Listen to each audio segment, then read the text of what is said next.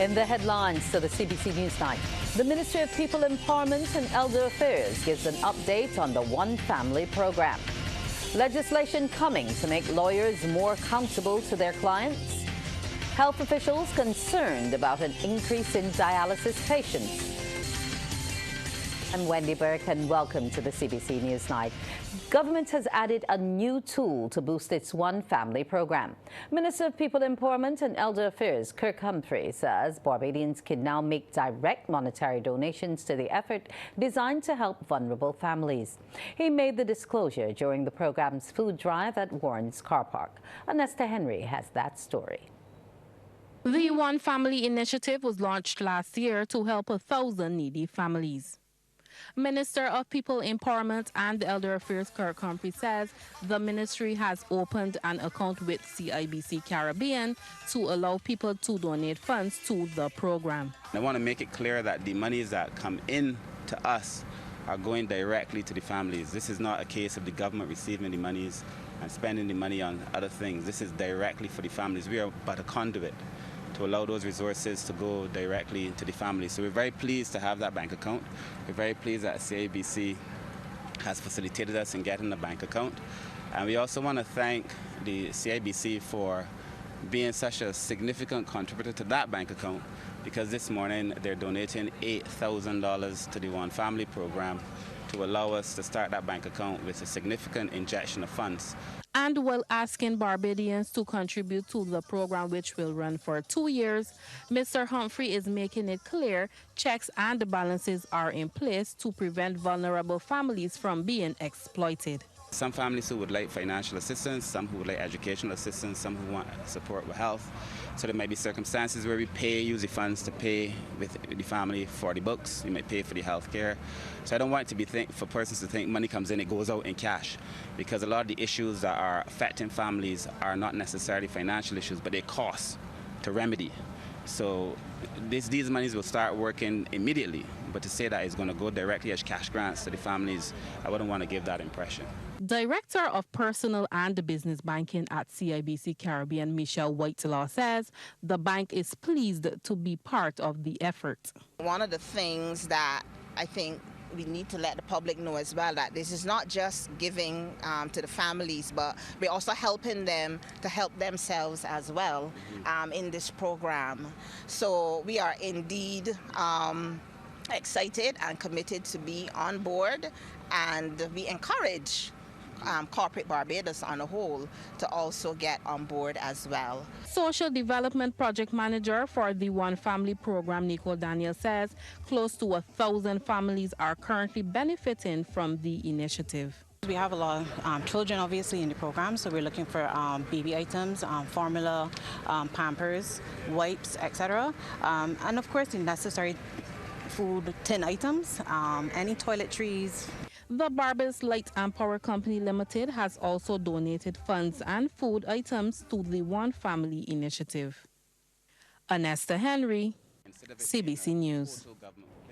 Prime Minister Mia Motley has welcomed news Barbados has received an upgrade from the American credit rating agency Fitch Incorporated. Fitch revealed this week it had moved the island's long-term foreign currency issuer default rating from B to B+. Ms. Motley says the upgrade helps the government to do more. The Prime Minister's comments came during last evening's Christchurch Speaks held at the Foundation School. It reduces ultimately the cost of money over time. And if we spend less money in interest there, it means I got more money to spend in something else there. Make sense? So you see that thing that the IMF do on Friday, where they remove the surcharges? Anybody saw the story this weekend? Okay. So the others like to say that I'm traveling. When I go out there, what do you think I'm doing? Barbados has been at the forefront of the countries arguing for either the removal or the reduction of surcharges at the IMF. Issues involving the teaching profession and conduct of lawyers were also raised at that meeting at the Foundation School. Nicole Codrington, who says she's been in the teaching service for 25 years, raised concerns about reassignments and also lamented that the ministry does not reward them for their service. PAD, the Public Administration Division, has all of our documents, have all of our qualifications and so on, but yet every single time is like you are a new person, you are a newbie, so there's no continuity. If my birthday is tomorrow, I'm going to get a card or something from my optician, Harcourt Carter, but you never get anything from the Ministry of Education. There's no 5-year service awards, 10, 15, 20, because there is no continuity. The Prime Minister says they are aware of the issues and they're moving to address them. The Minister of Education will tell you that as recent as last week, I said to her, the Teachers Service Commission is going to deal with these things, not the General Services Commission. Because for the very reasons that you pointed out, there are a number of things that without a peculiar knowledge to education, or of education rather, you're not in a position to get this right. Same thing is going to happen with the health sector. They're going to have to tell us how they're dealing with the specialist nurses and the different other things that we're trying to be able to do to put these. You're breaking new ground. The Teachers Service Commission is actually before me now. And what I can share with you, my head is already, that we're going to appoint it, but it will not become operational in terms of matters until January. That's what I told you last week, right? So that will be put in place. One resident also complained about the quality of service provided by some lawyers. She had a long list of questions for the legal fraternity. In response, Attorney General Dale Marshall says the Legal Professions Act is being amended to tighten the rules and make these professionals more accountable to their clients. According to Mr. Marshall, the Bar Association is expected to complete its review of the amendments before year end. He's made it clear government nor the Barbados Bar Association condones misconduct on the part of lawyers. I therefore expect that before the end of the year we will have mostly new legislation which will deal with discipline of attorneys, so that where they carry away clients' money, where they're not working properly, we can effectively disbar them. In relation to lawyers moving slowly, I don't think there's any defense for that, but we have to take each case on its own merits. There's concern about an explosion of renal disease in Barbados in the last few years. According to Acting Chief Operations Officer at the Queen Elizabeth Hospital, Anthony Harris, 3 new dialysis patients are admitted weekly. He says there are 164 patients on record at the QEH and an additional 60 outsourced to Sills Dialysis Barbados and the St. John Polyclinic. He was speaking during a donation of 2 more dialysis machines to the QEH's artificial kidney unit by the Barbados International Business Association charity in honor of the late Ben Arundel. Now we are up to 3 nephrologists at the Queen Elizabeth Hospital, and they're still overwhelmed with work. And so we get to understand how we are ravaged by kidney disease and so forth. Diabetes and hypertension in the community has seen, those are the risk factors for kidney disease, and of course we are seeing that. And if you just think about it, 2 to 3 patients a week added means that there are lots of new patients coming in. So we expect to see a continued expanse in the need for dialysis, and therefore this kind of donations are more than welcome. President of BIBA, Marlon Yard, says this is their 2nd donation of dialysis machines to the QEH, and it's valued at over $85,000, bringing their contribution to the artificial kidney unit to over $200,000. This is made possible with funds raised through the BIBA charity Ben Arundel International Golf Classic. This year's fundraiser comes off on November 1st at the Golf Club at Durance, Christchurch. The continued generosity of our sponsors, BIBA members, and the wider public ensures that vital healthcare services remain accessible to Barbadians in need.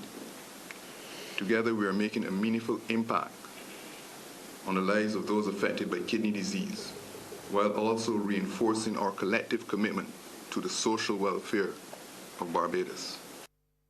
Coming up, news about the use of technology to boost agricultural production.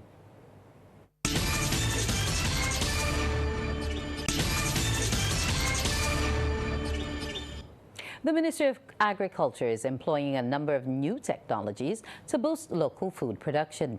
Agricultural Officer Tony Rollins says they include the use of drone technology and sensors to prevent water wastage. He was speaking as the ministry presented food hampers to the HIV/AIDS Food Bank, Street Lamp Ministries and the Child Care Board.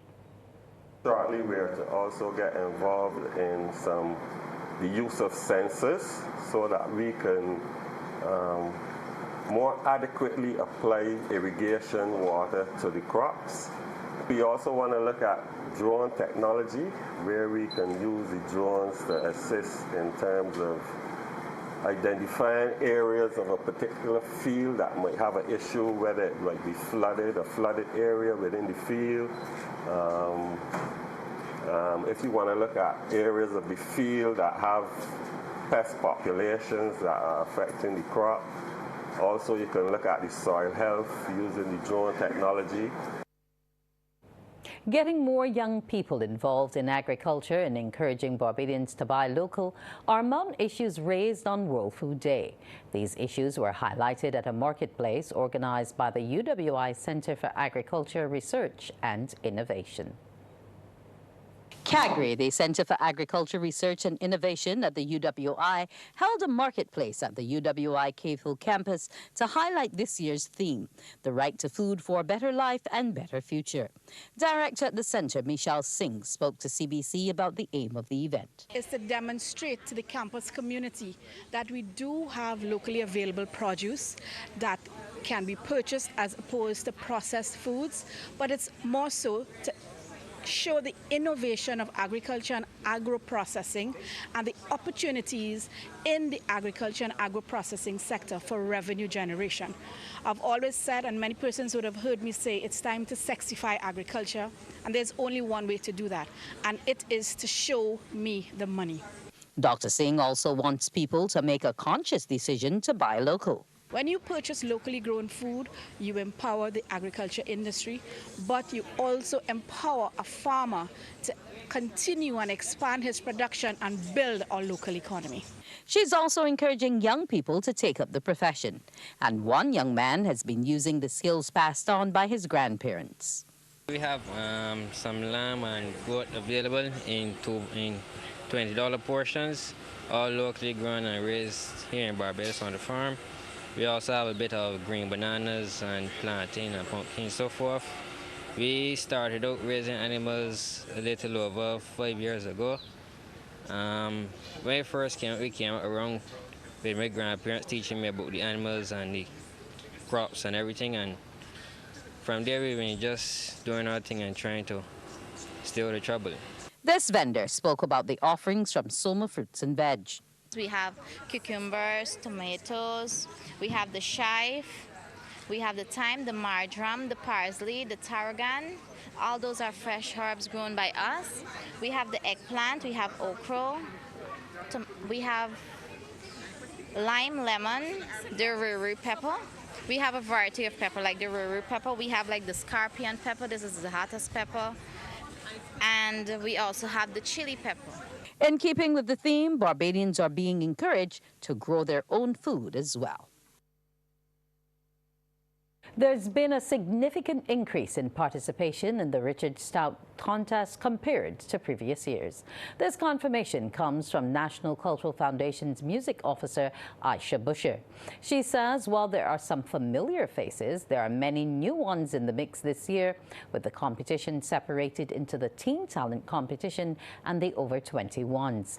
She was speaking during a press conference ahead of the Over 21 semi-finals, which takes place on Saturday at the Derek Smith School and Vocational Center, and the Teen Talent segment, which follows on Sunday. Registration coming out of the last 2 years was about 30 people. We have about 40 and over 21, however, where you would just see about 15 to 20, we definitely had that same 40 over 21. So that area, over 21 specifically, has doubled in the registration. Co-director of the competition, Kevin Stout, says the reins were passed to him last year by his father, Richard Stout, to run the show. He admits the experience is still a new one for him, but lauds his support staff for assisting him in his new role. So far, what I'm very impressed with is the talent and the structure of the show. It's a little modern to what Daddy would have had it in the past couple of years. I mean, we've seen a lot of advanced stuff. You're seeing good lighting, you're seeing good sound. And these are things that were part of the show for years, but it just looks different how everything is going, how the performers, they're going about their work. And it's very pleasing to see. I'm sure that my dad would be very happy to see the direction of how this show is going at the current moment. And people want to continue to make him happy, and also even the people, the public. The facts say Morning Barbados reaches an audience of over 50,000 and Newsnight reaches over 56,000. It's simple. When you advertise, you're getting your message to over 50,000 of your potential customers. Make the call to CBC Sales Department today and watch your business grow. Contact us at 467-5559 or email marketing@cbc.bb.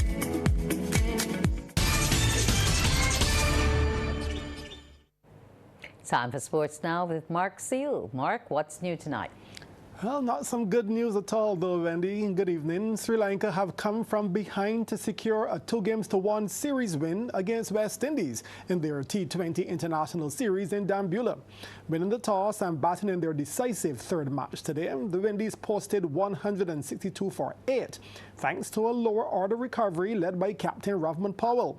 The regional side were actually 68 for 5 after 12 overs, but Powell with 37 off 27 and Gudakesh Moti 32 off 15 helped to salvage the innings with a 54-run 6-wicket partnership. Mahesh Theekshana took 2 for 19. In reply, Sri Lanka raced to 166 for 1 in 18 overs to secure a victory by 9 wickets. Player of the match, Kusal Mendes, led with an unbeaten 68, while Kusal Pereira got 55 not out. Those two putting on 106 for the second wicket. Next on that tour is the first one-day international, which is on Sunday. If the Windies make it to the final of the ICC Women's T20 World Cup in the UAE, they'll be playing against South Africa. This after the Proteas registered the second major upset of the tournament by beating favourites Australia in today's first semi-final. Being sent into bat at the Dubai International Cricket Stadium, Australia women made 134 for 5. Beth Mooney top scored with 44, while Ayabonga Kaka took 2 for 24. South Africa replied with 135 for 2 of 17.2 to win by 8 wickets. Player of the match, Adiki Bush, led the way with an unbeaten 74 with 8 fours and a 6. Bosch and captain Laura Wolvart, who made 42, put on 96 for the second wicket partnership.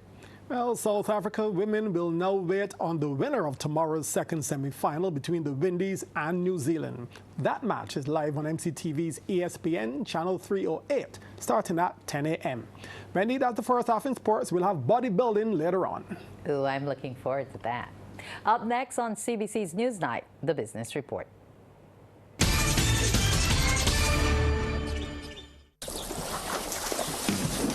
From the beautiful shores of the gem of the Caribbean, Barbados, home of the amazing Harrison's Cave, the tantalizing Oystins Bay Garden, our historic garrison, the indigenous road tennis, and the friendliest people in the world. We are 94.7 FM, the ultimate Bajan experience.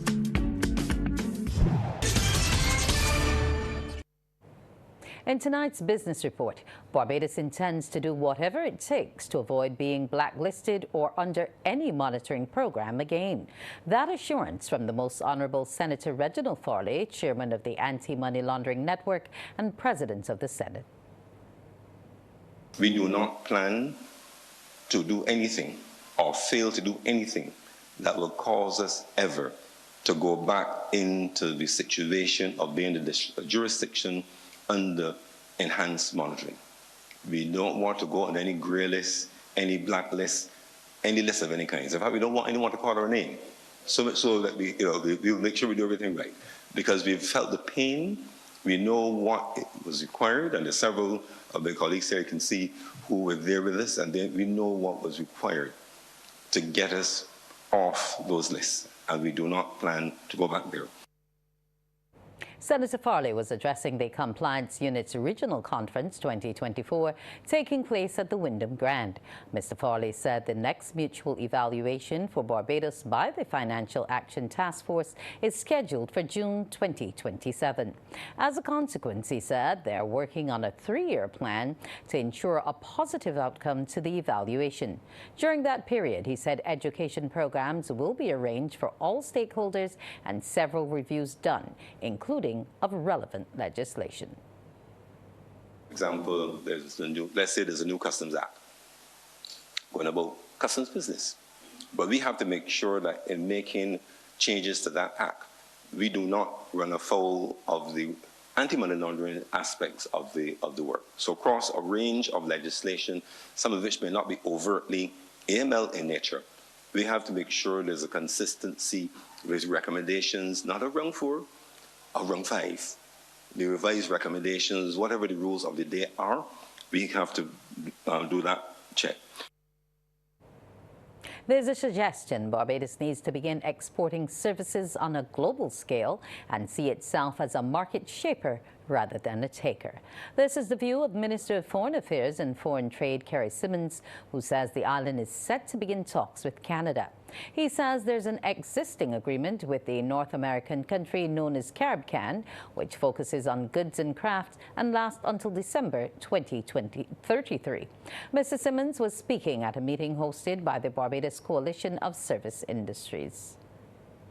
The conversation therefore has to be on the global, how we fit ourselves in to the global expansion of trade and services, and what are the services that we are developing, and how best we are going to be able to target those niche areas which are going to give us the best of opportunities.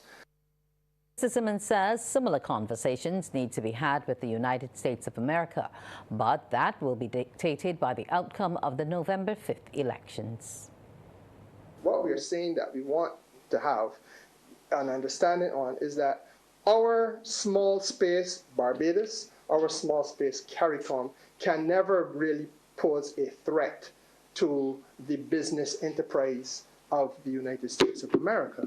What can pose a threat to the United States of America is your the level of immigration that you're trying to fight, especially if it is illegal immigration.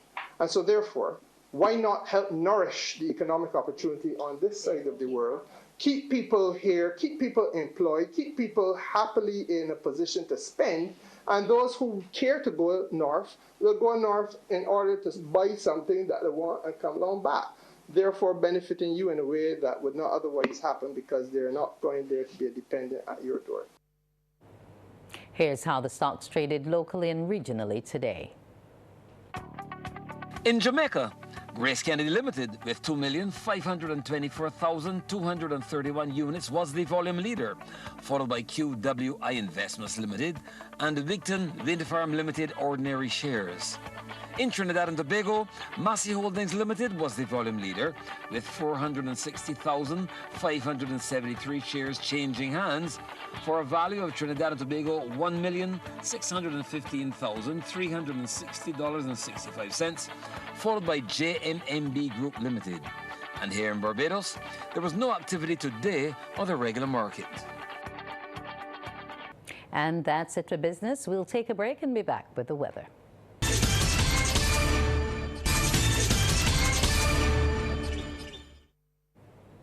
Good evening and welcome to you, Carrie Ann O'Neill. Now, I'm not going to say good night because I'm waiting for you to tell me whether or not it will be one.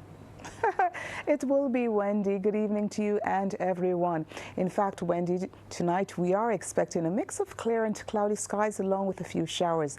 So just about a little of everything tonight. At present, we do have a tropical wave passing to the north of Barbados. Today, we had partially cloudy to cloudy skies along with some showers. Now, the winds across the region, they are light to moderate. They're peaking at 15 knots, and we have yet another tropical wave east of the region. The maximum temperature today was 32 degrees Celsius, the minimum 29 degrees. At present, the temperature stands at 28 degrees Celsius. The relative humidity, 80%. The winds, they're coming in from the east-southeast. We take a look now at some atmospheric conditions across the region, where those temperatures are ranging from 26 to 28 degrees Celsius. The humidity shows moisture is building over there in St. Lucia as well as Trinidad. And the winds generally across the region, they are moderate at this time. We take a look now at our satellite feed, where we do have a tropical wave further out at 18 degrees west. It is moving towards the west. We'll continue to track that system. We also have another tropical wave passing just to the north of Barbados at this time. It's just around 58 degrees west. As a result, today we experienced partly cloudy to cloudy skies along with some showers, especially across the western areas of Barbados. Now, we had up to 7 millimeters of rainfall. The winds, they are light to moderate. They're peaking at 15 knots. The seas, well, they are also moderate, and they're swells are peaking at 2 meters. We are urging small craft operators as well as sea bathers to exercise caution. Now, later on tonight, we'll have a little of just about everything. We'll have a few clouds drifting across the island, resulting in some scattered light showers. But it will also be quite clear across some sections of the island. Further south, we have coastal areas across the Guianas experiencing some showers as well as isolated thunderstorms. Over now in the Western Caribbean, there is a trough system maintaining very wet conditions across Cuba as well as Jamaica. There's also a frontal boundary generating some showers over northern Bahamas. The forecast for tomorrow, the sun is expected to rise at 5:49 and will set at 5:37. The first high tide is expected at 15 minutes after 4 in the early morning, the first low at 9:48 a.m. Now, those seas, they are moderate in open water with swells peaking at 2 meters. We are urging small craft operators as well as sea bathers to exercise caution. The winds, they're coming in from the east and they're peaking at 30 kilometers per hour. For us here in Barbados tonight, we are expecting a mix of clear and cloudy skies along with some scattered light showers. And over the next 3 days, a mix of sunshine, clouds, and showers can be expected. Time to welcome back Mark Seal. Mark, do we have a pulse-off to look forward to? Not yet, Wendy, not yet. By Saturday we will, but for now, the Barbados athletes are off to Guyana for the 51st edition of the Central American and Caribbean Bodybuilding and Fitness Championships. CBC's Anne-Marie Burke was at the Grant Tilly Adams International Airport for their departure. If the mood among the team is anything to go by, the men and women set to represent Barbados at the CAC Bodybuilding and Fitness Competition this coming weekend in Guyana are ready to give it their all. The team left the island in an upbeat and optimistic mood, and it's a mix of experience and some first-time competitors like Danielle Holder, who compete in the senior and masters women's body fitness. She's looking forward to the new experience as a national athlete. To have fun, to soak it all in, to enjoy the moment. A lot of the team members are new, so for us this is the first time that we've been representing Barbados in any forum, and obviously to bring home the gold. Preparation, as you can understand, was very strenuous. At this point, like I said, it's just maintaining our conditioning. It's not really about building a whole lot of muscle at this stage because we would have gone straight from nationals into this prep. So just making sure that we stay sharp and stay ready. Also on her first national team is women's physique athlete Liana Carter, and she's going in full of confidence. There is no heads up on the competition. This is how I train. I train as though my life depends on it. And when I get on stage on the day, I leave it all there, all the sassy, all the sexy. I am representing 246 hard. And whatever result comes, I know that I did my best. The best. That's all you can do. Among the men is last year's silver medalist in the men's physique tall class, Bukaya Providence. And he's focused on some key areas to turn this year's showing into a golden one. It was a little uneasy, not really on the cardio side, but I had to do what was necessary to get the job done. Up my cardio, up my training, to be a little more consistent. No matter how tired I was, just to make sure to get the work in, to put myself in a position to win. I'm ready. I'm not really interested in who I'm seeing. I just put myself in a position that wherever it comes up. Vice President of the Barbados Amateur Bodybuilding and Fitness Federation, Shakira Duglin, a former national competitor herself, says this team is one of the stronger ones Barbados has fielded in recent years. I think that with the 16 members on the team this year, we have persons doing double categories. Everyone has put in the work and the effort to remain on top of their game. As compared to teams that I've been on, and just seeing it from the other side is wonderful. It's amazing to see the transformations from nationals to now CAC level. Everyone has brought it, and I'm excited to see them go on stage Saturday or Sunday. The CAC Bodybuilding and Fitness Championships will be hosted at the National Cultural Center in Georgetown, Guyana. Anne-Marie Burke, CBC Sports. Thanks, Anne-Marie, and Wendy, that's sports. Thank you so much, Mark. We wish the team well. We'll return after the break. Books open your heart, your mind, and your soul.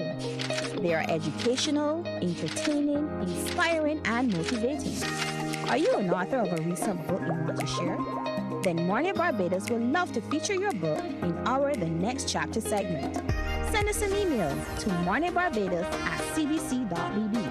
That's morning without the G.